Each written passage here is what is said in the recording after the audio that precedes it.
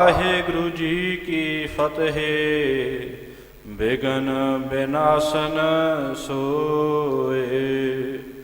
ਵਾਹਿਗੁਰੂ ਜੀ ਕੀ ਫਤਿਹ। Begin ਬਿਨਾਸਨ ਸੋਏ। ਸਤਨਾਮ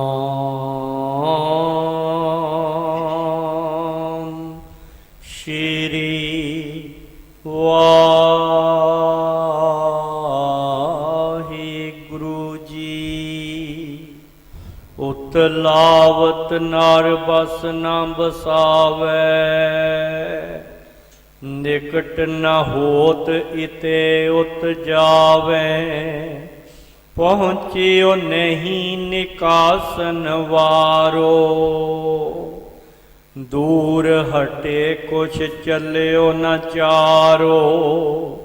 ਉਤਲਾਵਤ ਨਰ ਬਸ ਨ ਬਸਾਵੈ। ਵਾਹਿਗੁਰੂ ਜੀ ਕਾ ਖਾਲਸਾ, ਵਾਹਿਗੁਰੂ ਜੀ ਕੀ ਫਤਿਹ। ਸੱਚੇ ਪਾਤਸ਼ਾਹ, ਗਰੀਬ ਨਵਾਜ, ਦੀਨਾ ਬੰਧੂ, ਸੁਖਦਾਇਕ ਸਤਿਗੁਰੂ, ਧੰਨ ਧੰਨ ਸ੍ਰੀ ਗੁਰੂ ਗ੍ਰੰਥ ਸਾਹਿਬ ਜੀ ਮਹਾਰਾਜ, ਤਿੰਨਾਂ ਦੀ ਅਪਾਰ ਕਿਰਪਾ ਦੇ ਸਦਕਾ ਆਪ ਸਿੱਖ ਸੰਗਤਾਂ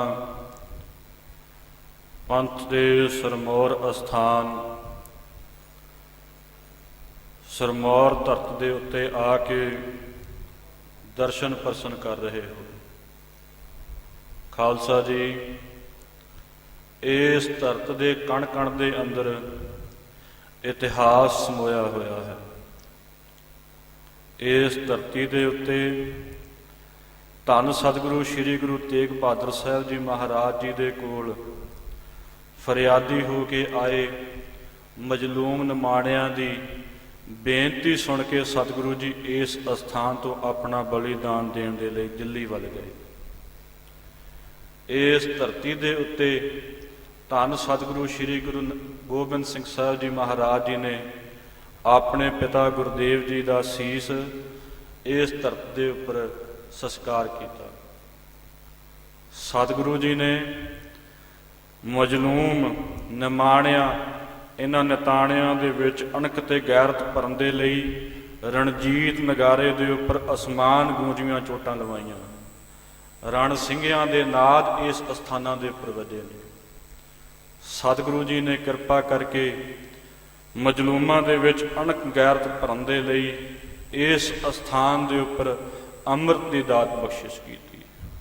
ਜਿਸ ਅੰਮ੍ਰਿਤ ਨੂੰ ਛਕ ਕੇ ਮਜਲੂਮਾਂ ਦੇ ਵਿੱਚ ਹਿੰਮਤ ਤੇ ਅਣਖ ਭਰੀ ਗਈ, ਜਿਸ ਦੇ ਸਦਕਾ ਇਸ ਧਰਤੀ ਦੇ ਉੱਪਰੋਂ ਜ਼ਾਲਮ ਹਕੂਮਤਾਂ ਦੇ ਰਾਜ ਦਾ ਸਰਵਨਾਸ਼ ਹੋਇਆ। ਐਸੇ ਪਾਵਨ ਪਵਿੱਤਰ ਅਸਥਾਨਾਂ ਦੇ ਉੱਪਰ ਆਪ ਸਿੱਖ ਸੰਗਤਾਂ ਹਾਜ਼ਰੀਆਂ ਭਰ ਰਹੇ ਹੋ, ਸਤਿਗੁਰੂ ਸਾਹਿਬ ਜੀ ਦੇ ਸਪਰਸ਼ ਦਾ ਸੁੱਖ ਮਾਣ ਰਹੇ ਹੋ। ਜਿੱਥੇ ਆਪਾਂ ਅੱਜ ਸਤਿਗੁਰੂ ਸਾਹਿਬ ਜੀ ਦੇ ਪਾਵਨ ਇਤਿਹਾਸ ਦੀ ਵਾਰਤਾ ਸਰਵਣ ਕਰਨੀ ਹੈ, ਉੱਥੇ ਅੱਜ ਦੇ ਦਿਨ ਸ੍ਰੀ ਮੁਕਤਸਰ ਸਾਹਿਬ ਜੀ ਦੇ ਜੰਗ ਦੇ ਜਿਹੜੇ ਸ਼ਹੀਦ ਹੋਏ ਨੇ, ਉਹ ਦਿਹਾੜਾ ਵੀ ਅੱਜ ਹੈ।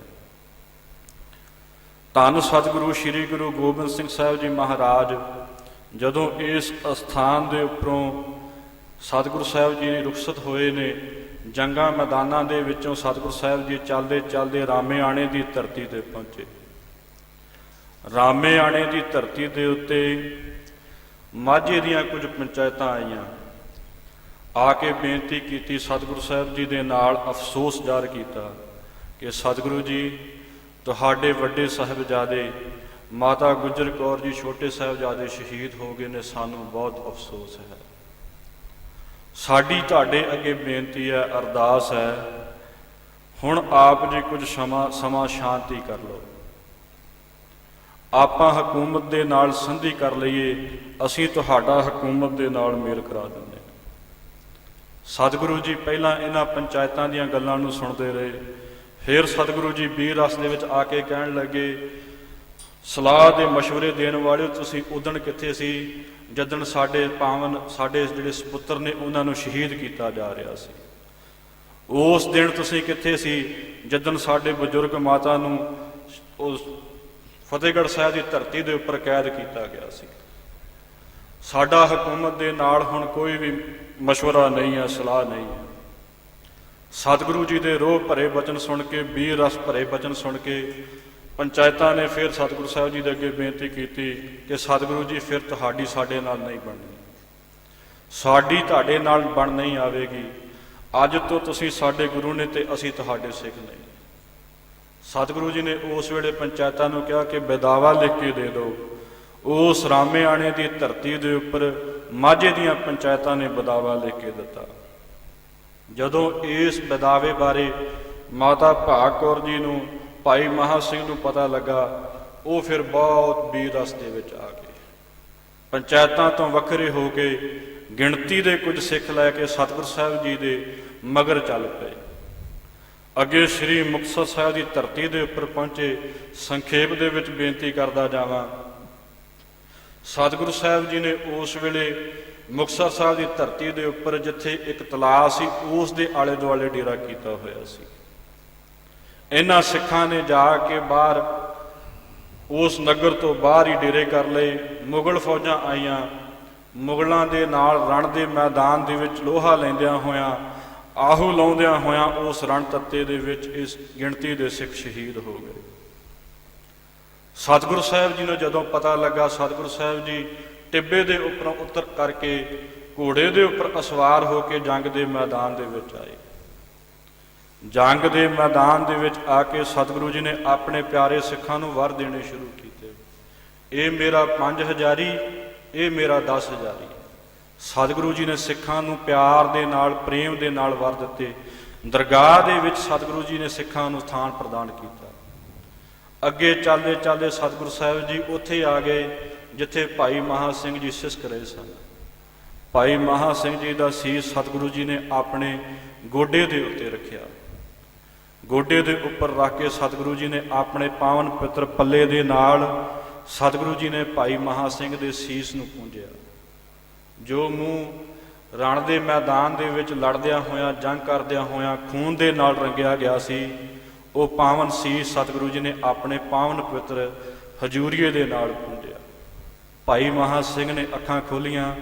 ਅੱਖਾਂ ਖੋਲ ਕੇ ਕੀ ਦੇਖਿਆ ਕਿ ਧੰਨ ਸਤਿਗੁਰੂ ਜੀ ਆਪਣੇ ਦਰਸ਼ਨ ਦੀਦਾਰ ਦੇ ਰਹੇ ਨੇ। ਸਤਿਗੁਰੂ ਸਾਹਿਬ ਜੀ ਦੇ ਦਰਸ਼ਨ ਕਰਕੇ ਨਿਹਾਲ ਹੋ ਗਏ। ਜ਼ੋਰ ਦੇ ਨਾਲ ਦੋਵੇਂ ਹੱਥ ਜੋੜ ਕੇ ਸਤਿਗੁਰੂ ਜੀ ਨੂੰ ਫਤਿਹ ਬੁਲਾਈ। ਫਤਿਹ ਬੁਲਾ ਕੇ ਸਤਿਗੁਰੂ ਸਾਹਿਬ ਜੀ ਤੋਂ ਅਸੀਸ ਮੰਗੀ। ਸਤਿਗੁਰੂ ਜੀ ਨੇ ਉਸ ਵੇਲੇ ਕਿਹਾ, ਭਾਈ ਮਹਾਂ ਸਿੰਘ ਜੀ, ਮਨ ਦੇ ਵਿੱਚ ਕੋਈ ਖੁਆਇਸ਼ ਹੈ, ਕਿਸੇ ਪਦਾਰਥ ਦੀ ਇੱਛਾ ਹੈ, ਜੇ ਚਾਹੁੰਦੇ ਹੋ ਤਾਂ ਇਸ ਧਰਤੀ ਦਾ ਰਾਜ ਦੇ ਦਿੰਦੇ ਆ। ਇਸ ਧਰਤੀ ਦੇ ਉੱਪਰ ਜਿੰਨੇ ਵੀ ਐਸ ਵਰਤ ਦੇ ਸਾਧਨ ਨੇ ਉਹ ਤੁਹਾਡੀ ਪੈਰ ਦੀ ਜੁੱਤੀ ਦੇ ਵਿੱਚ ਪਏ ਹੋਣਗੇ। ਬੋਲੋ ਕੀ ਚਾਹੀਦਾ ਹੈ। ਹੱਥ ਜੋੜ ਲਏ, ਪਾਤਸ਼ਾਹ ਜੀ, ਜੇ ਗਰੀਬ ਦੇ ਉੱਪਰ ਤੁੱਠੇ ਹੋ, ਮਿਹਰ ਕਰ ਰਹੇ ਹੋ, ਜਿਹੜਾ ਬੈਦਾਵਾ ਸਾਡੇ ਮਾਝੇ ਵਾਲੀਆਂ ਸੰਗਤਾਂ ਦੇ ਗਈਆਂ ਸਨ, ਪੰਚਾਇਤਾਂ ਦੇ ਗਈਆਂ ਸਨ, ਉਹ ਪਾੜ ਦਿਓ।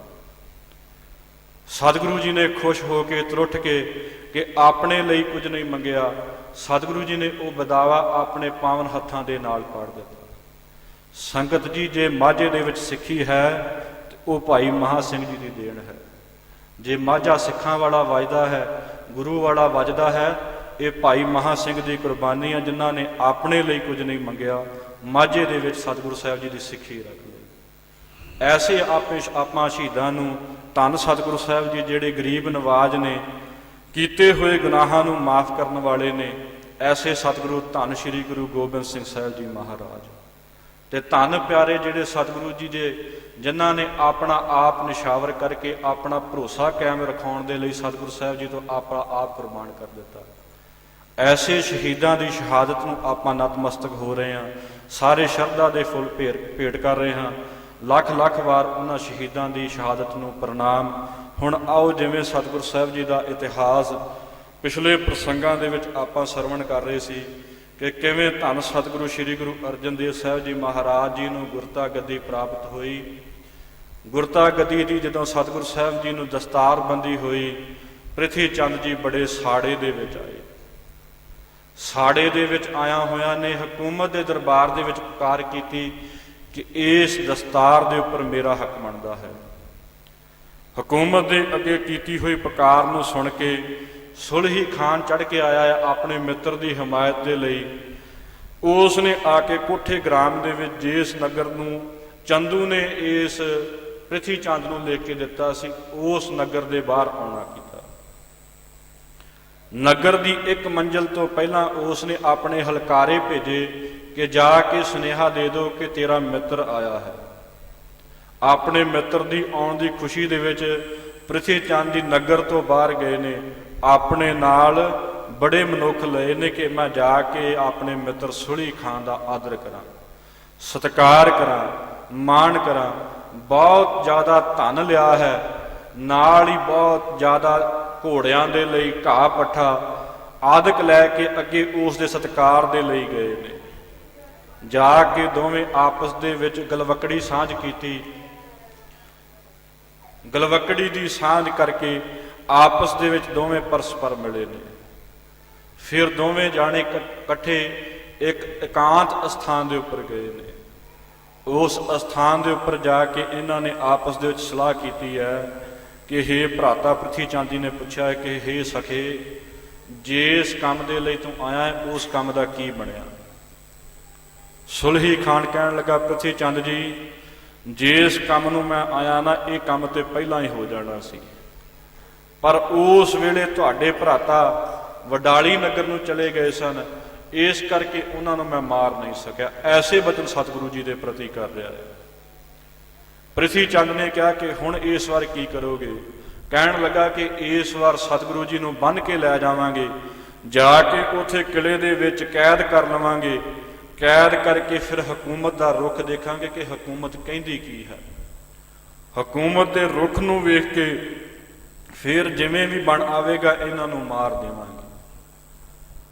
ਐਸੀਆਂ ਗੱਲਾਂ ਕਰ ਰਹੇ ਨੇ। ਐਸੀਆਂ ਗੱਲਾਂ ਸੁਣ ਕੇ ਸੁਲਹੀ ਖਾਨ ਦੇ ਜਿਹੜੇ ਭਰੋਸੇ ਵਾਲੇ ਵਾਕ ਸੁਣ ਕੇ ਪ੍ਰਿਥੀ ਚੰਦ ਜੀ ਬਹੁਤ ਖੁਸ਼ ਹੋਏ ਕਿ ਇਸ ਗੁਰਗੱਦੀ ਦੇ ਉੱਪਰ ਹੁਣ ਮੇਰਾ ਹੱਕ ਬਣ ਜਾਵੇ, ਮੈਂ ਗੁਰੂ ਗਣ ਬੈਠਾਂਗਾ, ਮੇਰੇ ਪੁੱਤਰ ਨੂੰ ਅੱਗੇ ਇਹ ਗੁਰਤਾ ਗੱਦੀ ਪ੍ਰਾਪਤ ਹੋਵੇਗੀ। ਫਿਰ ਪ੍ਰਿਥੀ ਚੰਦ ਜੀ ਨੇ ਕਿਹਾ ਕਿ ਆਓ ਸਖੇ, ਆਪਾਂ ਚੱਲ ਕੇ ਨਾ ਜਿਹੜਾ ਨਗਰ ਵਸਾਇਆ ਇਸ ਨਗਰ ਨੂੰ ਵੇਖੀਏ, ਵੱਡੇ ਵੱਡੇ ਜਿਹੜੇ ਆਵੇ ਪਕਾਏ ਨੇ ਉਹ ਜਾ ਕੇ ਵੇਖੀਏ। ਕੱਲ ਮੈਂ ਤੁਹਾਡੇ ਨਾਲ ਚੱਲਾਂਗਾ, ਅੱਜ ਤੁਸੀਂ ਜਾ ਕੇ ਵੇਖੋ। ਪਰ ਬੜੇ ਭਰਾਪੀ ਤਰੀਕੇ ਦੇ ਨਾਲ ਸੁਲਹੀ ਖਾਨ ਨੇ ਪ੍ਰਿਥੀ ਚੰਦ ਜੀ ਦਾ ਹੱਥ ਆਪਣੇ ਹੱਥਾਂ ਦੇ ਵਿੱਚ ਫੜ ਲਿਆ ਕਿ ਤੁਸੀਂ ਨਾਲ ਚੱਲੋ, ਆਪਾਂ ਦੋਵੇਂ ਜਾ ਕੇ ਉਹ ਨਗਰ ਵੇਖਦੇ। ਪ੍ਰਿਥੀ ਚੰਦ ਜੀ ਨਾਲ ਜਾ ਰਹੇ ਨੇ, ਨਗਰ ਵੇਖ ਰਹੇ ਨੇ। ਨਗਰ ਦੇ ਵੱਡੇ ਵੱਡੇ ਅੰਬਾਰੀਆਂ ਕੋਠੇ ਵੇਖ ਕੇ ਬਹੁਤ ਖੁਸ਼ ਹੋ ਰਹੇ ਨੇ। ਇਸ ਤਰ੍ਹਾਂ ਨਗਰ ਨੂੰ ਵੇਖ ਕੇ ਬਾਹਰ ਆਵਿਆਂ ਦੇ ਕੋਲ ਪਹੁੰਚੇ, ਜਿੱਥੇ ਆ ਕੇ ਪ੍ਰਿਥੀ ਚੰਦ ਜੀ ਨੇ ਕਿਹਾ ਕਿ ਮੈਂ ਲਘੂ ਸ਼ੰਕਾ ਕਰਨੀ ਆ, ਤੁਸੀਂ ਚੱਲੋ। ਪ੍ਰਿਥੀ ਚੰਦ ਜੀ ਨੂੰ ਪਿੱਛੇ ਛੱਡ ਕੇ ਬੜੀ ਛੇਤੀ ਦੇ ਨਾਲ ਸੁਲਹੀ ਖਾਨ ਘੋੜਿਆਂ ਨੂੰ ਭਜਾ ਕੇ ਉਸ ਆਵੇ ਦੇ ਉੱਪਰ ਪਹੁੰਚਿਆ। ਪਰ ਉੱਪਰ ਰਾਖ ਪਈ ਹੋਣ ਕਰਕੇ, ਸਵਾਹ ਦਾ ਭੁਲੇਖਾ ਪਿਆ ਹੋਣ ਕਰਕੇ ਸਤਿਗੁਰੂ ਸਾਹਿਬ ਜੀ ਦੇ ਬਚਨਾਂ ਨੂੰ, ਉਸ ਵੇਲੇ ਵਾਕਾਂ ਨੂੰ ਸੰਪੂਰਨ ਕਰਨ ਦੇ ਲਈ ਉਸ ਸਵਾਹ ਦੇ ਵਿੱਚ, ਉਸ ਬਲ ਰਹੀ ਅੱਗ ਦੇ ਵਿੱਚ ਜਾ ਕੇ ਡਿੱਗ ਪਿਆ। ਅੱਗ ਦੇ ਵਿੱਚ ਡਿੱਗਦਿਆਂ ਸਾਰੀ ਅੱਗ ਦਾ ਤੇਜ ਬਹੁਤ ਜ਼ਿਆਦਾ ਹੋਣ ਕਰਕੇ ਭੜਥਾ ਹੋ ਗਿਆ, ਸਵਾਹ ਰੂਪ ਹੋ ਗਿਆ, ਹੱਡੀਆਂ ਦਾ ਪਿੰਜਰ ਹੀ ਰਹਿ ਗਿਆ। ਉਸ ਦੇ ਹੱਥ ਦੇ ਵਿੱਚ ਫੜਿਆ ਹੋਇਆ ਬੜਾ ਤਿੱਖਾ ਗੰਡਾਸਾ ਜਦੋਂ ਡਿੱਗਿਆ, ਉਸ ਡਿੱਗੇ ਹੋਏ ਗੰਡਾਸੇ ਦੇ ਉੱਪਰ ਘੁਮਾਟਣੀ ਖਾ ਕੇ ਉਸ ਗੰਡਾਸੇ ਦੇ ਉੱਪਰ ਡਿੱਗਾ ਤੇ ਧੌਣ ਉਸ ਦੀ ਆਪਣੇ ਧੜ ਦੇ ਨਾਲੋਂ ਵੱਖ ਹੋ ਗਈ। ਇਸ ਤਰੀਕੇ ਦੇ ਨਾਲ ਸਤਿਗੁਰੂ ਜੀ ਦੇ ਵਾਕ ਉੱਥੇ ਸੰਪੂਰਨ ਹੋਏ। ਜਦੋਂ ਸੰਗਤ ਨੇ ਬੇਨਤੀ ਕੀਤੀ ਸੀ ਨਾ, ਸਤਿਗੁਰੂ ਜੀ ਸੁਲਹੀ ਖਾਨ ਚੜ੍ਹ ਕੇ ਆ ਰਿਹਾ ਹੈ, ਸ੍ਰੀ ਅੰਮ੍ਰਿਤਸਰ ਸਾਹਿਬ ਦੀ ਸੰਗਤ ਦੀ ਰਖਵਾਲੀ ਕਰੋ। ਸਤਿਗੁਰੂ ਜੀ ਨੇ ਉਸ ਵੇਲੇ ਵਾਕ ਕਹੇ, ਸੰਗਤ ਜੀ ਘਬਰਾਉਣ ਦੀ ਕੋਈ ਲੋੜ ਨਹੀਂ। ਸਤਿਗੁਰੂ ਜੀ ਆਪ ਆਪਣੇ ਸਿੱਖਾਂ ਦੀ ਪੈਜ ਰੱਖਣਗੇ। ਉਹ ਵਾਕ ਸੰਪੂਰਨ ਹੋਏ ਨੇ। ਅੱਗੇ ਜਿਸ ਤਰੀਕੇ ਦੇ ਨਾਲ ਸਤਿਗੁਰੂ ਸਾਹਿਬ ਜੀ ਦੇ ਜੀਵਨ ਕੌਤਕ ਦਾ ਪ੍ਰਸੰਗ ਆ ਰਿਹਾ ਹੈ, ਉਹ ਅੱਜ ਆਪ ਜੀ ਅੱਜ ਵਾਲੇ ਪ੍ਰਸੰਗਾਂ ਦੇ ਵਿੱਚ ਸਰਵਣ ਕਰੋਗੇ। ਉਸ ਤੋਂ ਪਹਿਲਾਂ ਧੰਨ ਸਤਿਗੁਰੂ ਸ੍ਰੀ ਗੁਰੂ ਗ੍ਰੰਥ ਸਾਹਿਬ ਜੀ ਮਹਾਰਾਜ ਜੀ ਦੇ ਅੱਗੇ ਅਦਬ ਸਹਿਤ ਬੜੇ ਪ੍ਰੇਮ ਦੇ ਨਾਲ ਸੀਸ ਝੁਕਾ ਕੇ ਆਖੋ ਜੀ, ਸਤਿਨਾਮ ਸ੍ਰੀ ਵਾਹਿਗੁਰੂ ਸਾਹਿਬ ਜੀ, ਸਤਿਨਾਮ ਸ੍ਰੀ ਵਾਹਿਗੁਰੂ ਸਾਹਿਬ ਜੀ। ਉਤ ਲਾਵਤ ਨਰ ਬਸ ਨਾ ਬਸਾਵੇ, ਨਿਕਟ ਨ ਹੋਤ ਇਤੇ ਉਤ ਜਾਵੇ। ਉਤਲਾਵਤ ਜਦੋਂ ਜਦੋਂ ਇਹ ਸੁਲਹੀ ਖਾਨ ਉਸ ਅੱਗ ਦੇ ਵਿੱਚ ਡਿੱਗਿਆ, ਜਿਹੜੇ ਇਸ ਦੇ ਸੰਗੀ ਨੇ ਇਸ ਨੂੰ ਕੱਢਣ ਦੇ ਲਈ ਯਤਨ ਕਰਨ ਲੱਗੇ, ਬੜੀ ਛੇਤੀ ਦੇ ਨਾਲ ਯਤਨ ਕਰ ਰਹੇ ਨੇ ਕਿ ਅਸੀਂ ਕਿਸੇ ਨਾ ਕਿਸੇ ਤਰੀਕੇ ਸੁਲਹੀ ਖਾਨ ਨੂੰ ਅੱਗ ਦੇ ਵਿੱਚੋਂ ਬਾਹਰ ਕੱਢ ਲਈਏ, ਇਸ ਦੇ ਪ੍ਰਾਣ ਬਚ ਜਾਣ, ਪਰ ਕਿਸੇ ਦਾ ਬਸ ਨਹੀਂ ਜਾ ਰਿਹਾ। ਪਹੁੰਚਿਓ ਨਹੀਂ ਨਿਕਾਸਨ ਵਾਰੋ, ਸਾਰੇ ਕੋਲ ਹੁੰਦੇ ਨੇ ਕਿ ਅਸੀਂ ਕਿਸੇ ਨਾ ਕਿਸੇ ਤਰੀਕੇ ਇਹਨਾਂ ਨੂੰ ਬਾਹਰ, ਇਹ ਸੁਲਹੀ ਖਾਨ ਨੂੰ ਬਾਹਰ ਕੱਢ ਲਈਏ, ਆਪਣੇ ਸਰਦਾਰ ਨੂੰ ਬਾਹਰ ਕੱਢ ਲਈਏ, ਪਰ ਸਾਰੇ ਇਧਰ ਉਧਰ ਭੱਜਦੇ ਨੇ। ਸਾਰਿਆਂ ਪਾਸਿਆਂ ਤੇ ਜਾ ਕੇ ਚਰਾਜੋਈ ਕਰ ਲਈ, ਯਤਨ ਕਰ ਲਏ ਕਿ ਅਸੀਂ ਤਰੀਕੇ ਦੇ ਨਾਲ ਸੁਲਹੀ ਖਾਨ ਨੂੰ ਕੱਢ ਲਈਏ, ਪਰ ਕੱਢਿਆ ਨਹੀਂ ਗਿਆ। ਪਹੁੰਚਿਓ ਨਹੀਂ ਨਿਕਾਸਨ ਵਾਰੋ, ਸਾਰਿਆਂ ਥਾਵਾਂ ਤੇ ਜਾ ਕੇ ਵੇਖ ਲਿਆ, ਪਰ ਬਾਹਰ ਨਹੀਂ ਕੱਢ ਹੋਇਆ। ਦੂਰ ਹਟੇ ਕੁਛ ਚੱਲਿਓ ਨਾ ਚਾਰੋ, ਅੰਤ ਹਾਰ ਕੇ ਸਾਰੇ ਹੀ ਉਸ ਅਗਨੀ ਤੋਂ ਦੂਰ ਹੋ ਗਏ, ਕਿਸੇ ਦਾ ਕੋਈ ਵੀ ਚਾਰਾ ਨਹੀਂ ਚੱਲਿਆ, ਵਸ ਨਹੀਂ ਚੱਲਿਆ।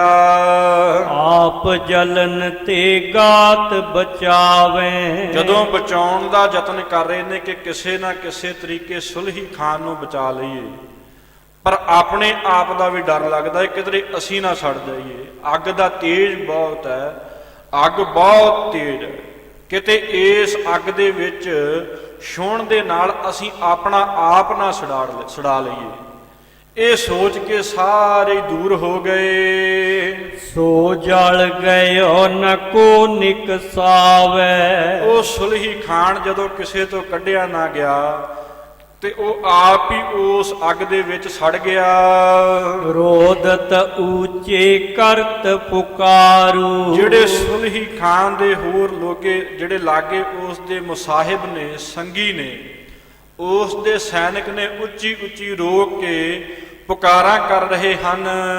ਮਰਿਓ ਜਰਤ ਹਮਰੋ ਸਿਰਦਾਰੂ, ਉੱਚੀ ਉੱਚੀ ਪੁਕਾਰਾਂ ਕਰ ਰਹੇ ਨੇ, ਉੱਚੀ ਉੱਚੀ ਰੌਲਾ ਪਾ ਰਹੇ ਨੇ ਕਿ ਸਾਡਾ ਜਿਹੜਾ ਸਰਦਾਰ ਹੈ ਸੁਲਹੀ ਖਾਨ, ਉਹ ਇਸ ਅੱਗ ਦੇ ਵਿੱਚ ਸੜਦਾ ਹੋਇਆ ਮਰ ਗਿਆ ਹੈ। ਪ੍ਰਿਥਿਆ ਸੁਨ ਦੌਰਤ ਚੜ ਗਇਓ, ਇੱਧਰ ਸੁਲਹੀ ਖਾਨ ਉਸ ਅੱਗ ਦੇ ਵਿੱਚ ਸੜ ਰਿਹਾ ਹੈ ਤੇ ਉਧਰ ਪ੍ਰਿਥੀ ਚੰਦ ਨੇ ਜਦੋਂ ਰੌਲਾ ਸੁਣਿਆ ਕਿ ਰੌਲਾ ਆ ਰਿਹਾ ਨੇ, ਸਾਰੇ ਉੱਚੀ ਉੱਚੀ ਆਵਾਜ਼ਾਂ ਮਾਰ ਰਹੇ ਨੇ, ਬਚਾ ਲਓ ਬਚਾ ਲਓ।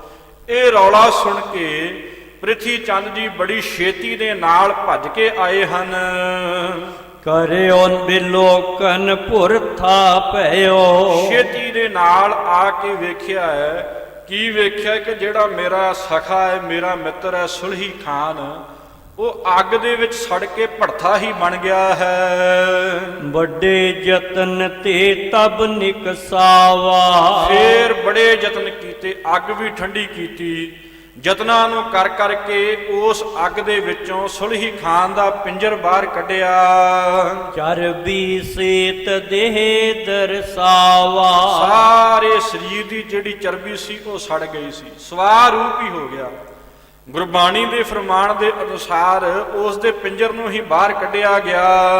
ਹਾਏ ਹਾਏ ਕਹਿ ਪ੍ਰਿਥਿਆ ਰੋਇਓ, ਆਪਣੇ ਮਿੱਤਰ ਦੀ ਐਸੀ ਹਾਲਤ ਨੂੰ ਵੇਖ ਕੇ, ਉਸ ਨੂੰ ਸੜਿਆ ਹੋਇਆ ਵੇਖ ਕੇ ਪ੍ਰਿਥੀ ਚੰਦ ਜੀ ਉਸ ਵੇਲੇ ਬੜਾ ਵਿਰਲਾਪ ਕਰ ਰਹੇ ਨੇ, ਰੋ ਰਹੇ ਨੇ, ਉੱਚੀ ਉੱਚੀ ਪੁਕਾਰਾਂ ਕਰ ਰਹੇ, ਹਾਏ ਹਾਏ ਕਰ ਰਹੇ ਨੇ ਕਿ ਮੇਰਾ ਮਿੱਤਰ ਮਰ ਗਿਆ।